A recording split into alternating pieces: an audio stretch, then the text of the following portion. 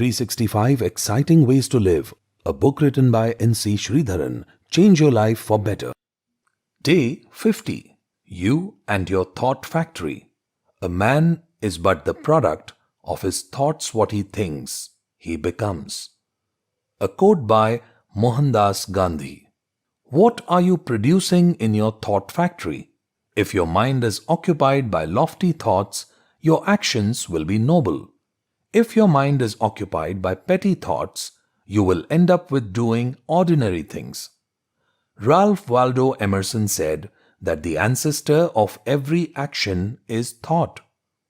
You may be sidetracked by some happenings which are not to your liking, or maybe someone will hurt your feelings and ego. You may be emotionally hijacked. Someone may irritate you, touching your hot buttons. Or a temporary failure may derail your strategic thinking and inspiration.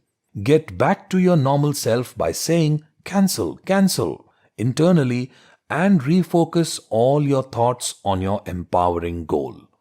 It is something like a roadblock to your destination. If your destination is exciting, you will find out how to overcome the roadblock.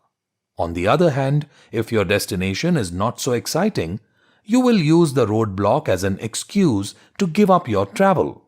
Resolve to bring back all your thoughts on your empowering goal.